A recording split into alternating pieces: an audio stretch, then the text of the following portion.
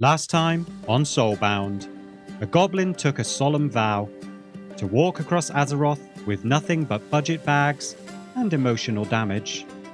He braved the burning sun of Durotar, the toxic swamp of Sludge Fen, and the vertical nightmare of Thunderbluff. He fished in filth, mined in misery, and resisted the temptations of portals, mounts, and common sense. He made a modest profit. He walked. So much walking. Distance walked, enough to make a Kodo weep. And now, Trekker continues his journey. Boot soles thinner, coin purse heavier, dignity unchanged. This is Soulbound, Episode 2, 1,000 Missteps. Trekker, freshly emboldened by his auction house riches from Thunderbluff, marches south towards Feralas, chasing tales of fortune, jungle foliage, and maybe even a rare fish with social anxiety. What he finds instead is bristlebacks. So many bristlebacks. He wanders the hills of Mulgore, looking like a lost mailman, hopeful, boot-worn, and increasingly hostile towards porcupines. Realizing that the only path south leads directly into disappointment and mild rodent violence, Trekker sets his sights on the east, the southern barrens, where the land is cracked and the mobs are angry, and the walking continues. Trekker heads south through the sun-scorched barrens, his boots worn, his inventory cluttered, his gold ambitions still painfully theoretical.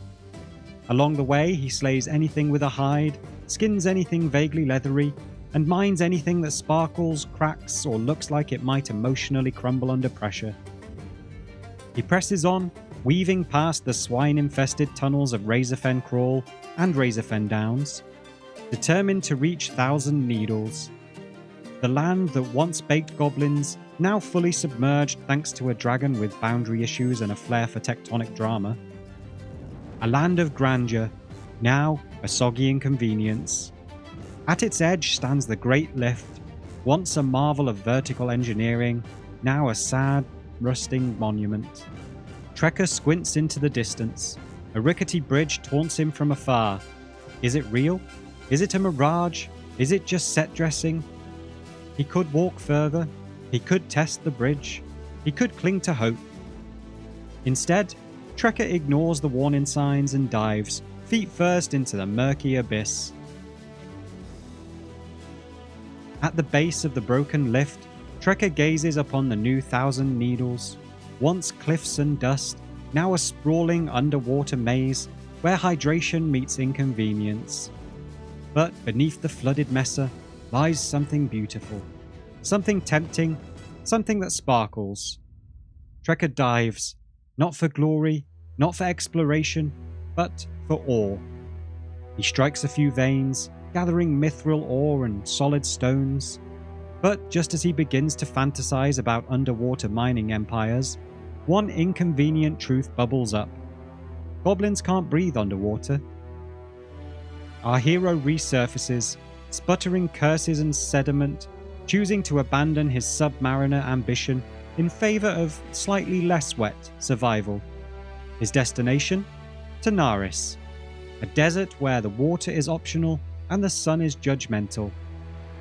Mid-swim, arms flailing like a drowning accountant, Trekker spots salvation on the horizon, Fizzle and Pozik's speed barge, a floating goblin utopia of gears, goods, and deeply questionable engineering. Built by goblins for goblins, and powered by something that probably shouldn't be flammable.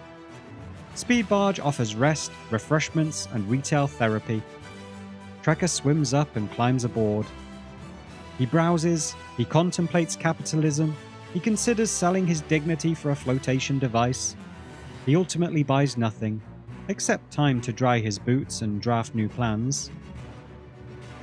After continuing his swim, Trekker emerges from the watery void like a damp burrito and stumbles into Tanaris.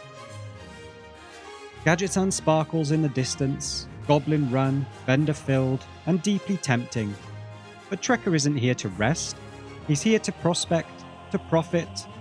But first, he needs to make his way to Ungoro Crater, because apparently walking through a jungle filled with gorillas and radioactive crystals is a great idea.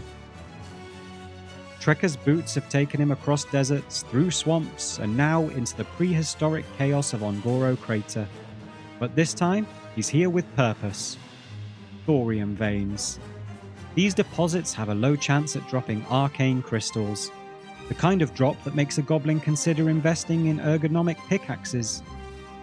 He circles the crater like a sweaty buzzard, mining, dodging rampaging raptors, and ignoring every single quest marker, because nothing says freedom like self-inflicted inconvenience. Hours passed, and so did Trekker's enthusiasm, but not the walking. Trekker has two revelations. Firstly, flying would make this infinitely easier, and secondly, he just mined 52 arcane crystals, worth a fortune on the auction house. It's the goblin jackpot. This isn't just profit, it's goblin-level smugness in mineral form. Trekker grins. He limps. He sets his sights on Gadget-san, the desert town with a not-so-secret auction house, and just enough shade for a well-earned rest. With Gadget-san's market under siege and his pickaxe retired, Trekker takes a moment to rest. Not because the journey is over, but because his legs filed a formal complaint. After a nap that defied time, physics, and probably his responsibilities, Trekker rises from the dust of Gadget-san and marches to the mailbox with the grace of a goblin who just remembered he might be rich. He opens it. A soft glow. A modest ding. And then, numbers. Beautiful, slightly pixelated numbers. 16,878 gold. A payload so shiny it briefly outshone his life choices. Grand total now? Over 18,140 gold. Still far from a WoW token, but it's progress. Trekker stares into the distance, not because he's sentimental, but because the sun's in his eyes. He's come far, from Durotar's dust to Ongoro's death trap, with only leather, ore and sarcasm to keep him going. And now, with gold in his bags and sand in his ears, Trekker is on the move again, because the journey's far from over. Join us next time as Trekker sets his boots towards the scarred sands of Silithus, where the transmog is plentiful and the walking, predictably excessive. Want to watch this Gold Star Goblin grind in real time? Catch Trekker live on Twitch, where the boots are worn, the walking is relentless, and the hydration breaks are dramatically overdue. Links in the description. Go on, click it before he sells it for copper.